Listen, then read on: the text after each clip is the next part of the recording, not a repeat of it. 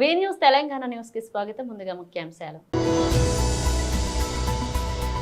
తెలంగాణ భవన్లో మీడియాతో మాట్లాడుతున్న మాజీ మంత్రి ఎమ్మెల్యే తలసాని శ్రీనివాస్ యాదవ్.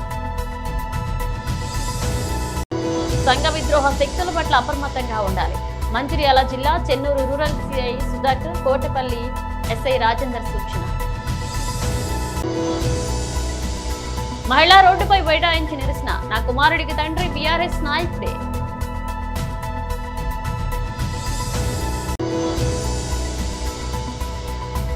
ధీంసా నృత్యాలతో పవన్ కు స్వాగతం.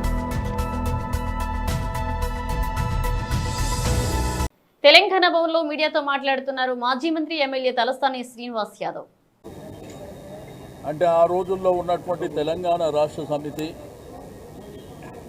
పార్టీ ఆవిర్భావం 25 వసంతాలు పూర్తి చేసుకుంటున్నటువంటి శుభ సందర్భంలో మా ప్రియతమ నాయకుడు కేసీఆర్ గారి నాయకత్వంలో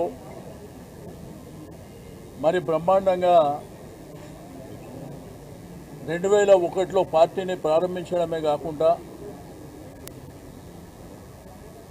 13-14 సంవత్సరాలలో తెలంగాణ సాధించడమే కాకుండా తెలంగాణ రాష్ట్ర ఆవిర్భావంతో పాటు మరి ఒక ఉద్యమ నాయకుడే రాష్ట్రానికి ముఖ్యమంత్రి కావడం, 10 సంవత్సరాల పరిపాలన ఈ దేశానికి ఆదర్శంగా రైతులు కానీ, యువకులు కానీ, మహిళలు కానీ, నిరుద్యోగులు కానీ మన గ్రామీణ ప్రాంతంలో నీళ్లు, కరెంటు లేకుండా సుమారు 65 సంవత్సరాలు ఇబ్బంది పడిన వాళ్లకు కేసీఆర్ గారి నాయకత్వం, వారికి ఉన్నటువంటి విజన్ అనేది ఏందో ఆ 10 సంవత్సరాల స్వర్ణయుగాన్ని ప్రజలు చూసిర్రు. మరి 27వ తేదీన జరిగేటువంటి ఆవిర్భావం మా అందరికీ, మా ఇంట్లో ఒక పండుగ రోజు, మా కుటుంబాలలో ఒక పండుగ రోజుగా భావించి దీన్ని బ్రహ్మాండంగా గ్రేటర్ హైదరాబాద్ పరిధి నుంచి కూడా భారీ ఎత్తున మేము అక్కడికి వెళ్ళాలనేటువంటి ఉద్దేశంతో ఈరోజు ఒక మీటింగ్ ఏర్పాటు చేసుకోవడం జరిగింది. రెండోది, రేపు ఎల్లుండి మీకు గోషామైల్ కానివ్వండి, నాంపల్లి కానివ్వండి, కార్వాన్ కానివ్వండి, అదేవిధంగా ఖైరతాబాద్, ఈ మీటింగ్లన్నీ రేపు ఎల్లుండి శ్రవణ్ గారు, కాలేరు వెంకటేష్ గౌరవ శాసనసభ్యుల ఆధ్వర్యంలో ఆ కార్యక్రమాలు జరుగుతాయి. రెండోది, అన్ని నియోజకవర్గాలలో 12, 13వ తేదీన కూడా నియోజకవర్గాల్లో మీటింగ్ జరుగుతాయి. 20వ తేదీన ఈ నెల ఇక్కడనే భవన్లో జనరల్ బాడీ మీటింగ్ జరుగుతుంది. మరి ఆ తర్వాత 27వ తారీఖున ప్రతి డివిజన్లో కూడా జెండా ఆవిష్కరణ కార్యక్రమం చేపట్టడం, బ్రహ్మాండంగా అలంకరణ చేసుకోవడం, బంటింగ్లు కానీ, బ్యానర్లు కానీ, కార్యకర్తల్ని సమన్వయం చేసుకొని మరి చలో వరంగల్ మహాసభకు మరి బయలుదేరి వెళ్ళడానికి మేము రూపకల్పన చేయడం జరిగింది. కాబట్టి కార్యకర్తలు, నాయకులు, సింపథైజర్స్, ప్రజలు కూడా స్వచ్ఛందంగా ముందుకొచ్చి, ఎందుకంటే ఆ బ్రహ్మాండమైనటువంటి స్వర్ణయుగాన్ని మీరు చూసిండ్రు, బ్రహ్మాండమైనటువంటి పరిపాలన చూసిండ్రు. కాంగ్రెస్ ప్రభుత్వం వచ్చినాక ఈ 1.5 సంవత్సరాలు మరి ఏమి జరుగుతుందో మన కళ్ళ ముంగట మనం చూస్తున్నాం. ప్రజలు ఎట్లా ఇబ్బంది పడుతుండ్రు, రైతాంగం ఎట్లా ఇబ్బంది పడుతుండ్రు, విద్యార్థులు ఏ విధంగా ఇబ్బంది పడుతుండ్రు, మహిళలు ఏ విధంగా ఇబ్బంది పడుతుండ్రు, మరి అదేవిధంగా ప్రభుత్వ ఉద్యోగులు కూడా ఎట్లా ఇబ్బంది పడుతున్నారో మనం చూస్తూ ఉన్నాం.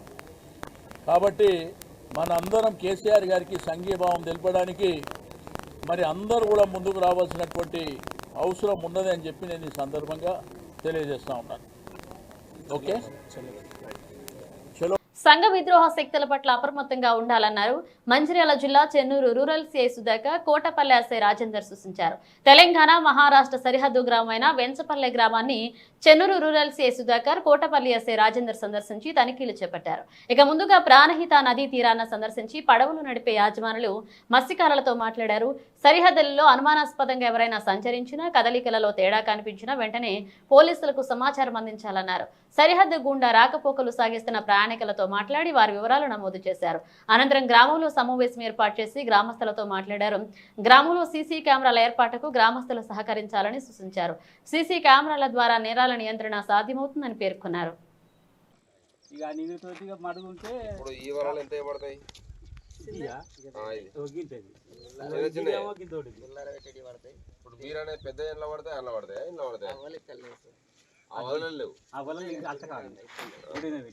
రొయ్యలు పడాయి రొయ్యలు కూడా దీంట్లో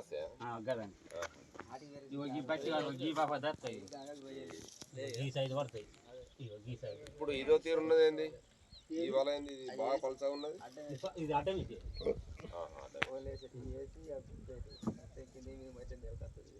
ఏసి మొత్తం గుంజుడే వస్తుంది. ఓకే ఎంత లోతు ఉంటుంది ఇది లోతు బాగానే ఉంటుందా? లోతు 3 బార్ లోతు ఉంటుంది. ఇప్పుడు ఇది మడిగేనా? ఇది కుర్ర కాడికి వెళ్ళి మడుగు గద్దెల కాడికి వెళ్ళి మొత్తం 15 ఫీట్ ఉంటుందా? అడుగు అందుతుందా? మనం ఈత కొట్టినప్పుడు అడుగు అందుతుందా? అడుగు అందది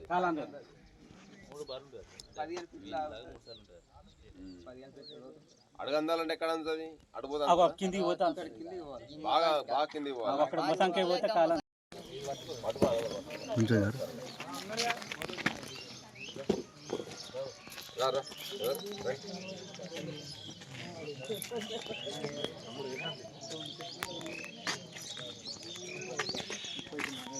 అయిపోయిందని చెప్పలే.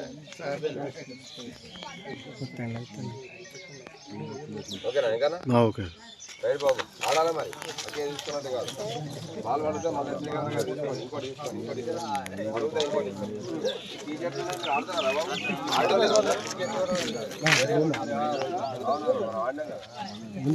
కామారెడ్డి జిల్లా రాజంపేట మండల కేంద్రంలో అంజిమ్మ అనే మహిళ రోడ్డుపై బైఠాయించి నిరసన తెలిపారు. మండల కేంద్రానికి చెందిన మాజీ బీఆర్ఎస్ నాయకుడు జూకంటే మోహన్ రెడ్డి తనతో సహజీవనం చేయడంతో కుమారుడు జన్మించాడని వెల్లడించిన అంజిమ్మ గతంలో నుంచి ఆధార్ కార్డు, రేషన్ కార్డుతో భర్త పేరు జూకంటి మోహన్ రెడ్డి పేరు ఉందని తెలిపారు. అంజిమ్మ గత నెల రోజుల క్రితం రేషన్ కార్డు, ఆధార్ కార్డుల నుంచి మోహన్ రెడ్డి పేరు తొలగించి పేరు శివరాములు అనే వ్యక్తి పేరు పెట్టించి మోహన్ రెడ్డి తన కుమారుడిని మోహన్ రెడ్డియే తండ్రి అని ఆందోళనకు దిగారు. అంజిమ్మ తనకు న్యాయం చేసే వరకు ఆందోళన విరమించేది లేదన్నారు. భీష్మించు కూర్చున్నారు.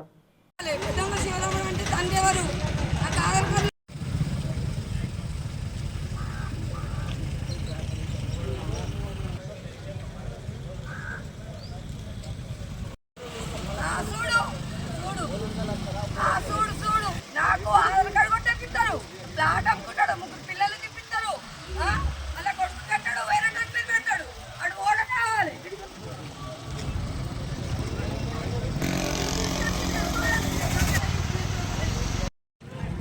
ఏం టెస్టులు కావాలి? ఎస్ఐలను అందరినీ జబ్బులు పెట్టుకుంటాడు మోనటి. ఎస్ఐని కానీ ఓళ్ళని కానీ ఎంతమంది ఎస్ఐలు అంతమందిని జబ్బులు పెట్టుకుంటాడు మోనటి.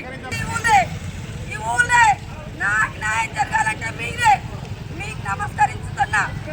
దయచేసి నాకు ఇల్లు లేదు, నాన్న లేడు, ఎవరు లేరు. 11 తారీఖు నాడు కేసు చేసిన, అట్లా కూడా ఇంకా చర్య తీసుకుంటలేరు వీళ్ళు ఎస్ఐ.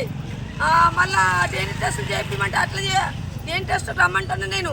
అసలేడు మన కేసు నమోదు చేస్తే చేస్తామా అన్నాడు, ఊకున్నాడు. ఆయన శివరంలో పెట్టిండు నా భర్త మోహన్ రెడ్డి. శివరంలో అంటే వాళ్ళు తీసుకురా అంటున్నా. మోహన్ రెడ్డి గారు నాకు DNA టెస్టులు కావాలి, ఆధార్ కార్డులు కావాలి మెయిన్. ఆంధ్రప్రదేశ్ రాష్ట్రం అల్లూరులో డిప్యూటీ సీఎం పవన్ కళ్యాణ్ పర్యటన కొనసాగుతుంది. డుమ్రిగూడలో పెదపాడులో రోడ్డు నిర్మాణ పనులకు ఆయన శంకుస్థాపన చేశారు. అనంతరం గర్భిణీలకు కిట్లు, పిల్లలకు స్వీట్స్ పంపిణీ చేశారు. గిరిజనుల సమస్యలు అడిగి తెలుసుకున్నారు. తొలుత వాహనంపై చాపరాయ వాగు దాటి కొంత దూరం పవన్ వెళ్లారు. ఇక అక్కడి నుంచి కాలినడికన పెదపాడుకు వెళ్లారు. దీని సానుంచాలు డప్పు వాయిద్యాలతో గిరిజనులు పవన్ కు తమ గ్రామానికి ఆహ్వానించారు.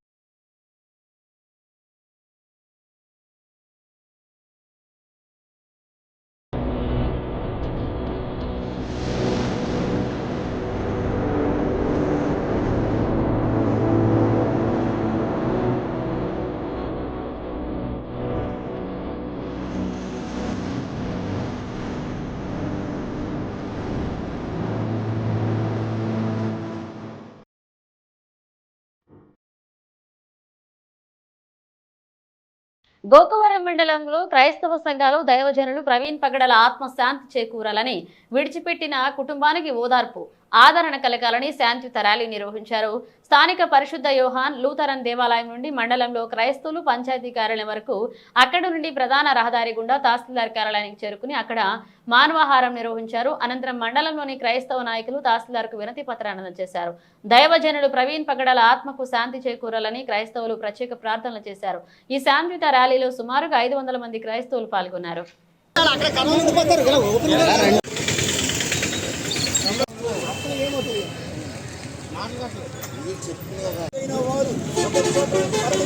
మరొక చోట పూర్తి ఉంటారు కనుక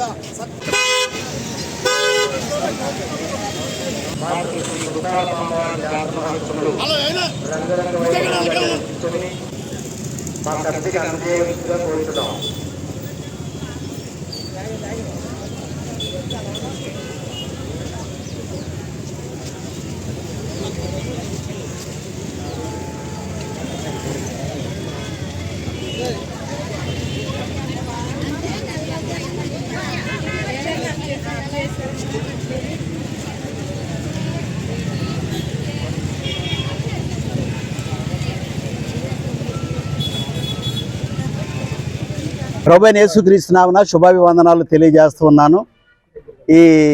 ఈ శాంతి ర్యాలీలో ఆయా సంఘాల నుండి విశ్వాసులు, సంఘ సేవకులు, అదేవిధంగా ఆయా మతాలకు సంబంధించిన స్నేహితులు అనేకులతో కలిసి శాంతి ర్యాలీలో ఈ విధంగా పాలు పంపులు పొందడానికి ప్రధాన కారకులైన మరి రెవరెండ్ ప్రవీణ్ పగడాల గారికి ఈ విధంగా మేము నివాళులు అర్పించడానికి మా క్రైస్తవ సంఘాలు అదేవిధంగా అనేక రకాల మతాలకు, విశ్వాసాలకు సంబంధించిన వారు కలిసి జరిగిస్తున్న ఈ శాంతి ర్యాలీని బట్టి మీ అందరికీ వందనాలు తెలియజేస్తూ ఉన్నాను.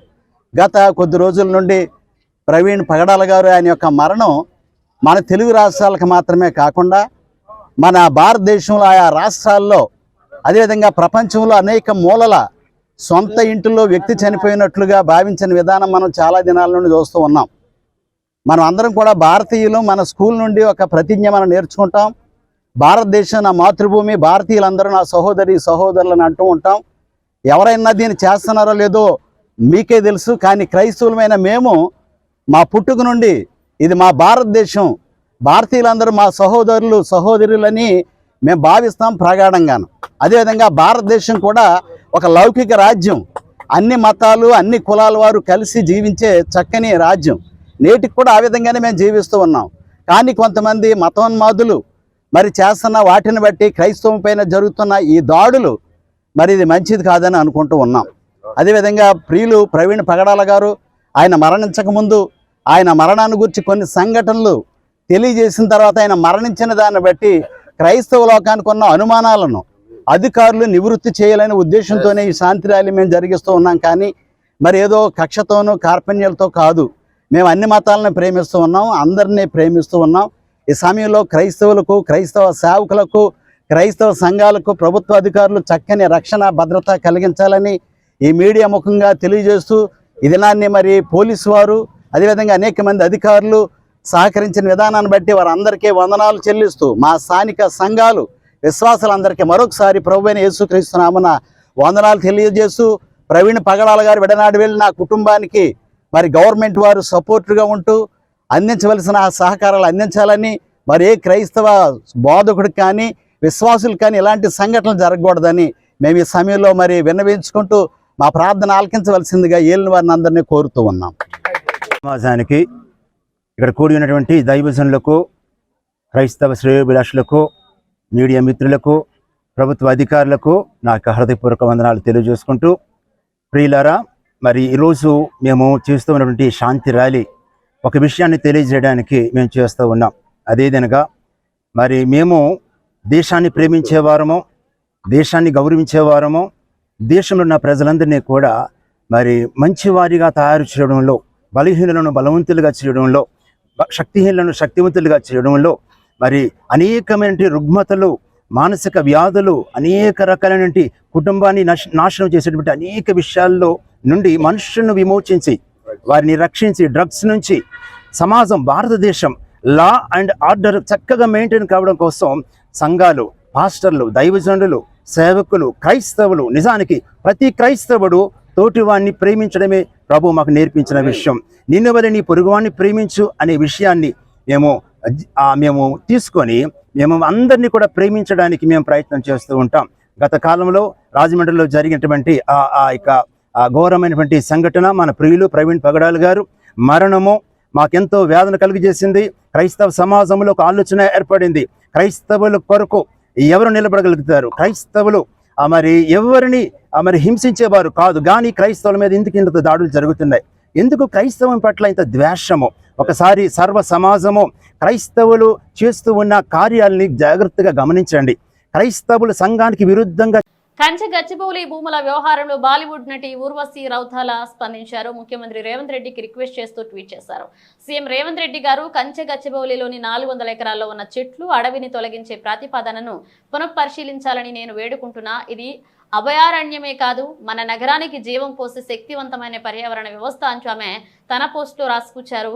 ఇక ఈ వ్యవహారంలో ఇప్పటికే సీఎం రేవంత్ రెడ్డికి పలువురు నటీనటులు విజ్ఞప్తి చేస్తూ సోషల్ మీడియాలో పోస్టులు పెట్టిన విషయము తెలిసిందే. ఇక పవన్ కళ్యాణ్ మాజీ భార్య రేణు దేశాయ్, నటి దియా మిర్జా, నటుడు జాన్ అబ్రహాం, పలువురు తెలుగు హీరోయిన్లు కూడా ఈ విషయంపై స్పందించారు. కాగా ఊర్వశి రౌతీల ఇటీవలే సంక్రాంతికి విడుదలైన బాలయ్య డాకు మహారాజులో కీలక పాత్రలో కనిపించిన విషయము తెలిసిందే.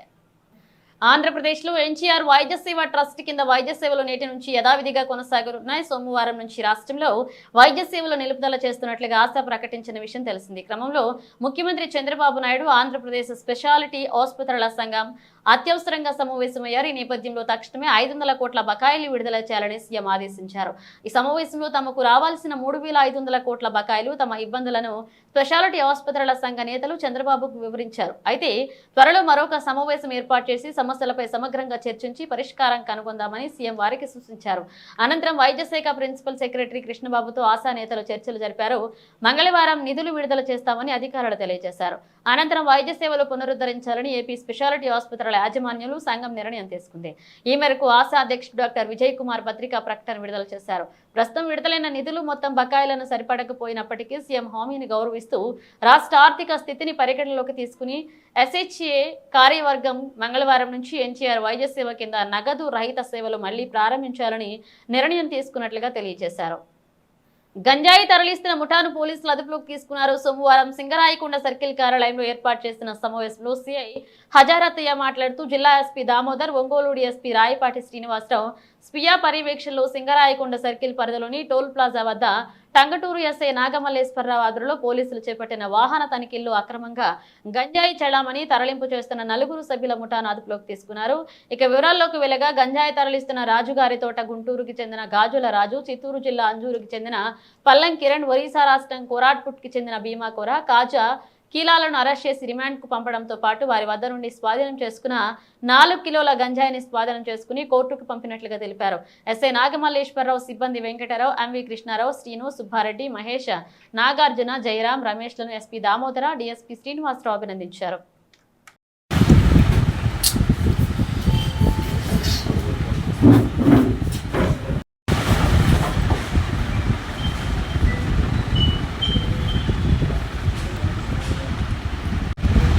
ఈరోజు నేను కాంగ్రెస్ గారు మా సిబ్బందికి రాబడిన సమాచారం మేరకు ఇప్పుడు తహసీల్దారు పంచాయతీలు తీసుకొని పొడిగిడ సమాచారం జరిగింది. ఒక 100 మంది వ్యక్తులు ఉన్నారని, గంజాయి పట్టుకుంటున్నారని ఇక వెళ్ళడం జరిగింది. మమ్మల్ని చూసి పారిపోతుండగా వాళ్ళని కొట్టుకొని వాళ్ళ దగ్గర చెక్ చేస్తే 4.5 కిలో సుమారు వాళ్ళ దగ్గర గంజాయి, వాళ్ళ యొక్క ఫోన్లను స్వాధీనం చేసుకుంటుంది. వీరి యొక్క ముద్దా 4 కూడా గాజు రాజు, పల్లం కిరణ్, భీమా కూర, కృష్ణ బిల్ల అనేటువంటి ఈ 4 కూడా ఈ యొక్క గాజు రాజులను గుంటూరులో ఉంటాడు. ఇతను ఒక కాలేజీలో వివేకానంద కాలేజీలో బీటెక్ చదువుతున్నాడు. ఇతను గంజాయికి అటాక్ట్ అయ్యి ఆ యొక్క గుంటూరు గతంలో కూడా వేరే కాలేజీ చదువుతూ అక్కడ అటాక్ట్ అయ్యి ఆడ కాలేజీ నుంచి పంపించేస్తే జరగడం జరిగింది. ఇక్కడ కూడా ఇదే కొనసాగిస్తున్నాడు. ఇతనికి అలాగే కిరణ్ అని చెప్పి ఇక కాళహస్తిలో నేటివ్ ప్లస్ అతను కూడా. బులెటిన్ ముగించే ముందు హెడ్లైన్స్ మరోసారి. తెలంగాణ భవన్లో మీడియాతో మాట్లాడుతున్న మాజీ మంత్రి ఎమ్మెల్యే తలసాని శ్రీనివాస్ యాదవ్. సంఘ విద్రోహ శక్తుల పట్ల అప్రమత్తంగా ఉండాలి. మంచిర్యాల జిల్లా Chennur rural CI Sudhakar, Kotapalli SI Rajender సూచన. మహిళా రోడ్డుపై బైఠాయించి నిరసన. నా కుమారుడికి తండ్రి బీఆర్ఎస్ నాయకుడే.